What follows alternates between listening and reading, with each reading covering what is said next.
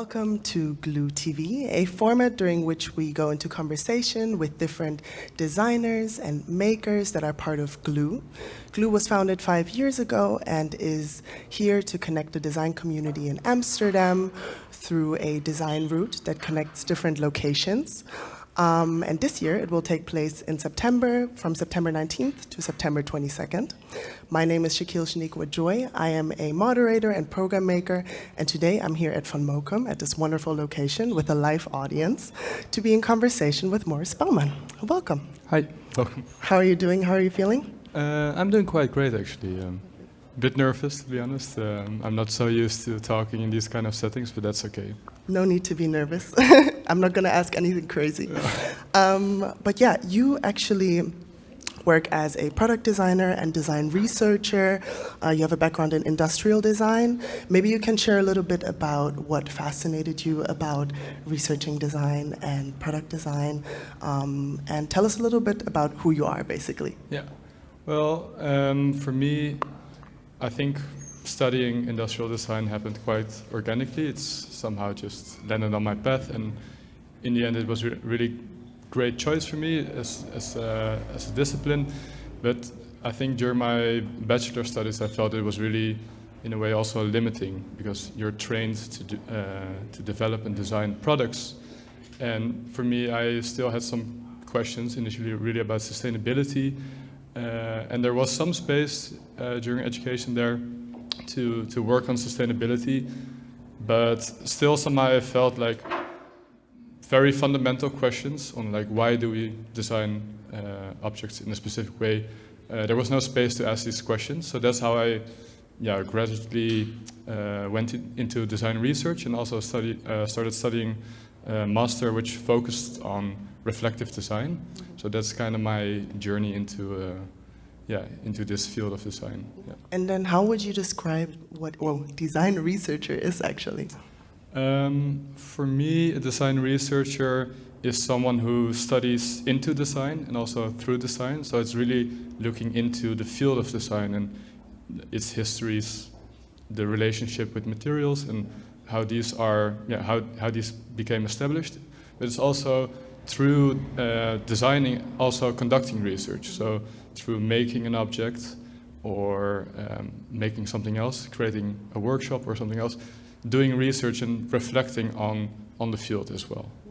I think your project, Grass, is a really good example of like something that is in our everyday lives, because you often take things that are quote-unquote everyday aspects of our modern life, and then you ask questions and open up bigger conversations. Could you share a little bit more about that project and what it is about? Yeah, so I think that was my graduation project, and you start, this is a year-long project, and you start with one theme. So for me, this theme was color, and initially I wanted to study like how do we as designers work with color, how have we learned to perceive color and work with color. And I think this journey into this color system, slowly like started focusing on colors we see in the natural world and things we also take for granted. And then that's how I ended up at some point at the color of grass. So, you know, it's a very mundane thing and something you don't really think about in such a sense. But if you actually start to look really closely into it, there are so many fascinating things about it. So, for example, like the trigger to focus on grass was encountering this video where someone was painting grass green. And this is actually something that happens quite a lot in America, but also in France and at embassies and theme parks. It's due to climate change, the color of grass is changing, it's becoming dormant, but then this color doesn't match the colors we expect to see in nature. So then our response is, painting it green. And then this project really delves into this example, like, what kind of way of seeing, makes this possible, right? And how can we see otherwise? So these are the questions I would say I was asking primarily with this project. And then what did you find, and also how do you go further from there? Because sometimes people, when they research, they take it to the next step and maybe create something, but as a design researcher, what is your goal? I think it's creating debate or facilitating a space for reflection and that can be through written text, but it can also be an installation, and I ended up making an installation which was almost like a botanic garden. So it was, it had a lot of different grass examples, and it was me in the garden doing experiments with this grass, almost like foolishly, like looking at the color of grass and like what does this show about industry, culture, ecology. So with that project, it was really also thinking about repositioning myself as a designer, and I think now I'm also more focused on creating, as a designer, positioning myself as a storyteller or someone who creates myths and researches like the stories we tell about specific topics. Yeah, wonderful.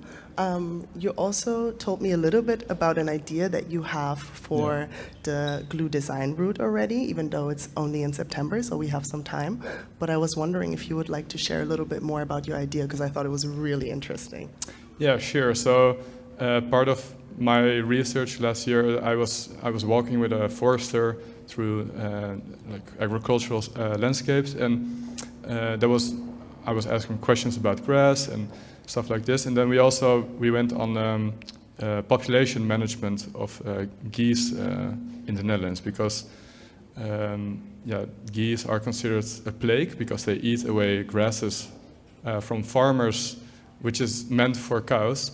So there are measurements they do to control this population. And one thing is puncturing the eggs so that they won't hatch. And it's also like they puncture the egg so also the goose doesn't notice that the egg won't hatch, because if you take the egg away, like they will lay another egg. But they also put geese in gas chambers, and there are several other things that are, I don't know, like interesting, I would say. And I want to focus or like research this topic, like what does this example reveal about how we relate to different species, and also I want to create a space where we can foster empathy, or create a space where we can reflect on this phenomena, but also foster new ways of being and relating and thinking about our relations with other species. I think that's quite interesting, because especially for people living in bigger cities, these are things we don't think about in our everyday lives, I guess, unless there's like a connection through work. Do you already want to share something about how you might want to execute that, or do you want to keep that a secret? I'm thinking about creating some sort of a shrine. So it's also focusing on mythologies or I don't want to say religion, but different ways of relating and telling stories. So I want to create a shrine, which is a place where people can make votive offers, but also space to mourn, actually, in a way. And I think that's, for me, what I like about that idea, or why I want to go in that direction, is that it's something that's so almost ridiculous to do in the Dutch context, because it's so rational and modern, and I think in that sense it would be interesting to provoke that tradition a bit by reintroducing space for myth. All right. Thank you so much for being in conversation with me. Yes, thank you. And thanks to everyone for tuning in behind the screen, and everyone for being here. This was it.